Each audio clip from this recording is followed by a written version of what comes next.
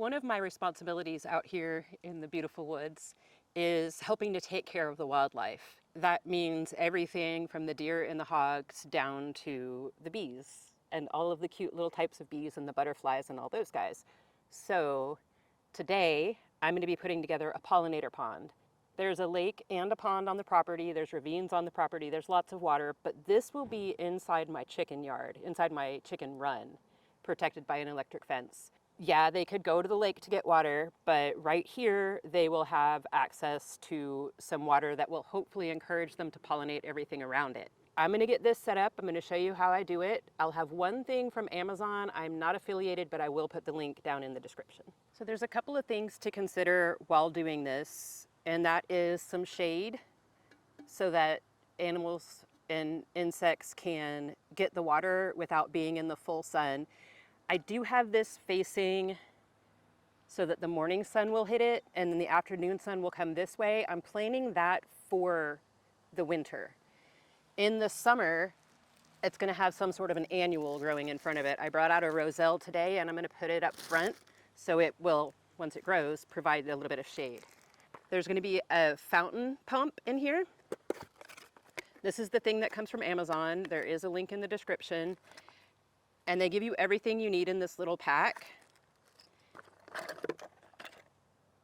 And if you get a different one than I have linked, make sure that the one that you get has an auto shut off. This is really important so that you don't burn it out. When this goes in here and there's water, it'll flow. When the water runs out, it's gonna turn itself off. These are way better than the ones that just run no matter what. And then it runs off a little tiny solar panel. I didn't think this was gonna be enough to work, but I've been running this back at my other place for a few years now and it works great. And I'm gonna give it some rocks. I'm gonna put a couple of rocks behind here or underneath here to kind of give it a little height. I brought out some tiny rocks. I'm just putting them underneath so it just kind of has a little, you know, a little angle to it. All right. And then I just kind of lock it in place with some bricks. And we don't want this to be just an open pond of water. We don't want anybody drowning in it. I don't want my chickens coming in here and getting their bellies all soaked and their feathers all soaked during heat, because then they can't fluff their feathers and then they can't regulate their temperature and then that's bad. Ooh, that brick was brittle. There we go. Okay. I like that for a start. And then I know there's no water in here yet. We're gonna set it up first before we add the water. All right, I'm gonna run the power out the hole in the bottom of the pot. You don't have to use terracotta for this. You can use whatever.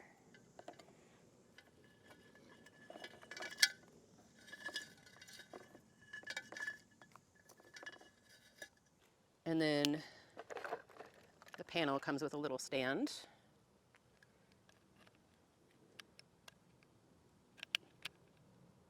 I swear I've done this before.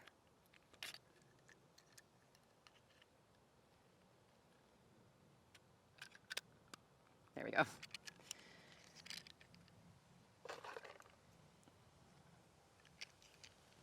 Oh, and this time they sent extra filters.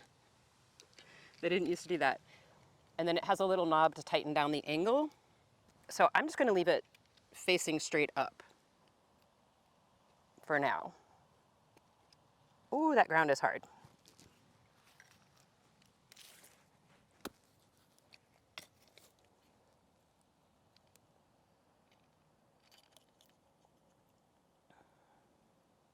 Okay. And then when you plug them in, it has a little piece that you can screw down so they don't come disconnected.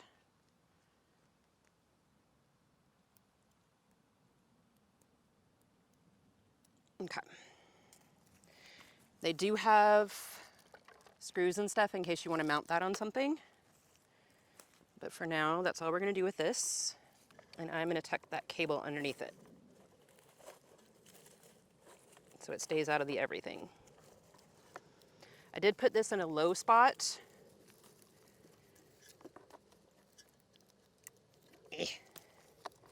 I don't know if that really matters, but that's what I did. All right, and then I'm gonna start to fill in with rocks.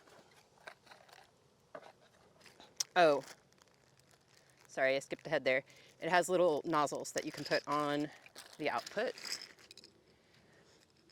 I've tried different ones and they all will shoot the water out of there. That's another reason that this is here. It's shade and it's warmth in the winter, but it's also, when it sprays, it'll hit the top of that instead of spraying all over the place. I've emptied these in a day by not doing that before.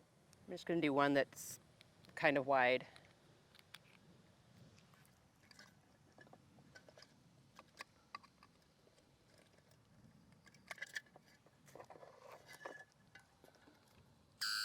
Whoop. Hey man, why are you mad? Oh, I touched the switch. I need another piece. Okay, that's the step up piece I needed. No, it's not. Oh my goodness, what's going on here? Okay, that was the step up piece I needed. So there's a little step up piece in the kit. And then we're gonna put that back in there. All right, and apparently if you hit this sensor, it will scream at you. So I'm gonna fill in the big spaces first. I wanted this big rock to be kind of up front, but maybe a little higher. So I'm gonna fill in some small stuff.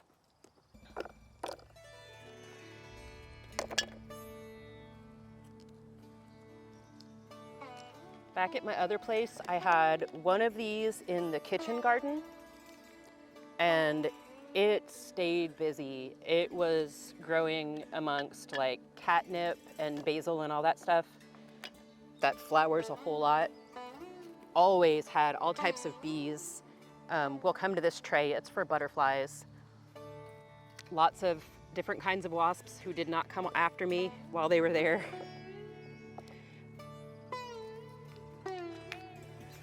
And we always had like toads and things like that. The one in the kitchen garden we called Toad Island. And then I had one down at the bottom of the yard just in the middle of some yarrow. So you can put these really wherever you want.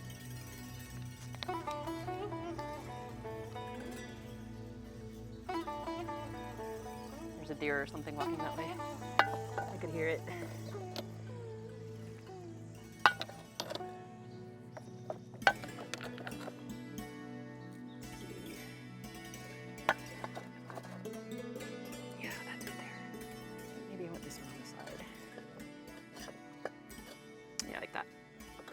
As you saw, I have some urbanite in here, bricks that were just found around.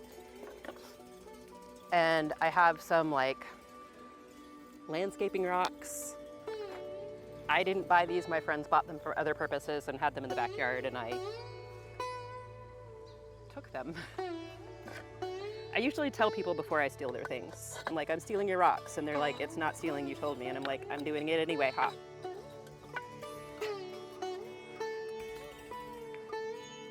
All right, and then I haven't even started filling up in here, have I? Nope.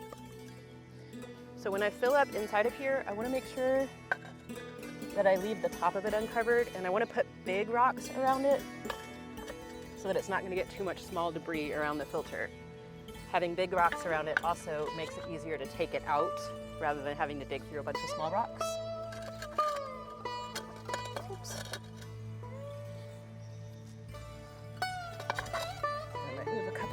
In. Yeah.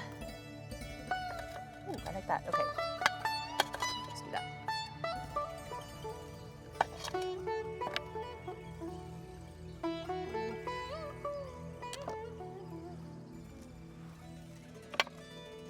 All right, so I have all the rocks in. I might bring out some more.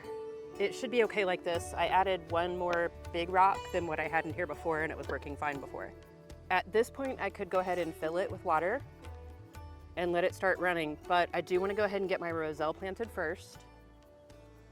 And then I also brought out, I have some red clover and some Cecilia, and these are both good for pollinators.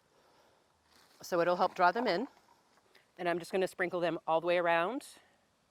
If they do start to block my solar panel, I can always move it farther away. They give you plenty of cord with this kit. So I'm gonna get that planted and then I will show you what we're doing with this. Oh, pokey things, okay. or pokey things that I was walking on. So I'm going to scoot that over for just a second. Now, you could totally put perennials around yours, and I would recommend putting perennials actually. But in this instance, because this will be in my chicken yard, and the chicken yard is the part that's already fenced in is right there, it's extending. I don't know how far it's extending, so I don't want to put anything like perennial and really hardy. I don't want to put anything shrubby here because I don't want to have to move it or plan my fence around it if I have to change things. So I'm just putting annuals for simplicity right now. Later, I will probably move this and put shrubs around it. But right now I want to get it here so that it starts doing its job, attracting pollinators, giving them a place to rest and get some water and some food. If you don't know roselle, it grows like okra. It looks like okra plants, but it makes a dark red calyx that you can make hibiscus tea from. It's delicious. It has a cranberry-ish flavor, but not quite so tangy. It is a little tangy. It is a little astringent. I love it I add it to lemonade. I add it to most of my hot teas.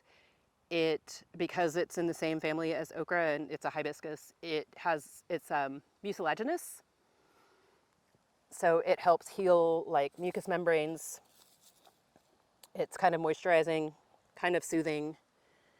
I also make a salve with it that I use on my face. I like it a lot. It is late July, and that is late to be planting this. So I'm not expecting it to get giant and give me a huge yield. I'm just looking for some shade from it. You know, maybe it'll get a few feet tall this year. If I'd put it in May or June, we'd be talking about a much bigger plant. As for the Phacelia and the clover, I'm just gonna sprinkle them all the way around.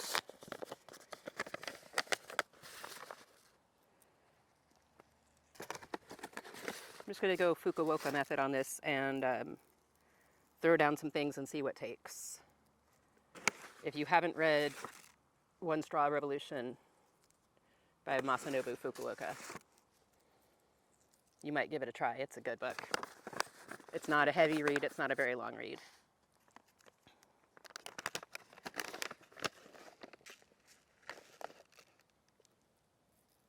And then as this little system evolves, I can add, more pollinators. Camera overheated. I'm sure y'all know how that goes. So I took that opportunity to clean up, and I did too good a job because I brought my hori in the house. But for, for the butterflies, they want to have a little tray with mud. And so I'm just gonna scoop up some of this dirt here and put it in here. And then that'll get wet and they can stand in that, and they either call it puddling or mudding, and I forget which one because, brains. But that's what they want, and then they'll get shade once this grows too. And I'll probably always keep something taller in front of this just to keep it cool for the little bug friends. Alrighty. Now, while I'm not living here yet, this will dry up in between my visits. That's okay. When I'm out here full time, I'll give it water whenever it needs it. Usually in the heat of summer, that's daily, but the rest of the year, it's every few days. If it rains, then, don't have to do it. Okay. That is ready for for the butterflies. This is ready for the bees and everybody else. And now we can put water in it. A friend brought me a bucket up from the lake.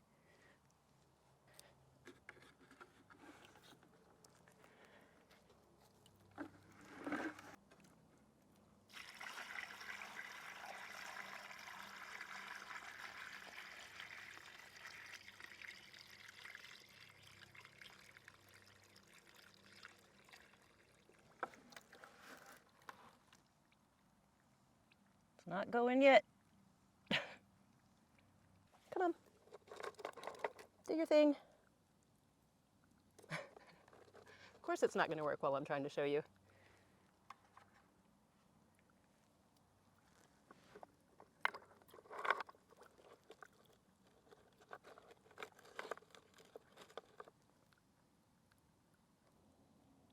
Okay. So you do turn off when you come out of the water. So why won't you?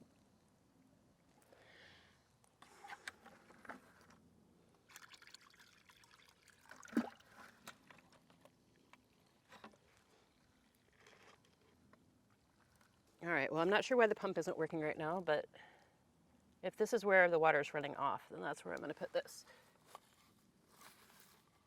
So it kind of supplementally fills. Yeah, that's nice. All right, is my connection good? Yes. Cloudy, but it's getting sun.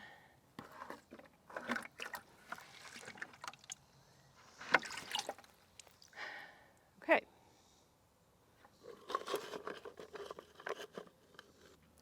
All right, I'm gonna go get the other one and see if that one will work.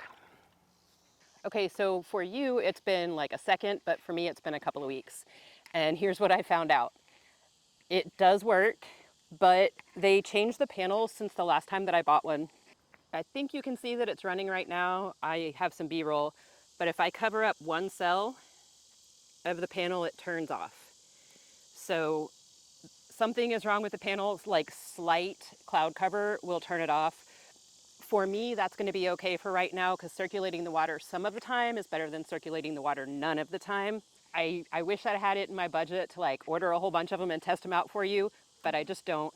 So I'm still going to put a link to this one down in the description for you to check out. Get it if you want. The important thing is the off switch on there. So just use that link to find something similar that might work better. Maybe read some reviews or something. This is the pollinator pond all set up. It is working. So that's how it's done. And if you watch this video right here, you can find out some of the other plans that I have for the woods. All right, later y'all.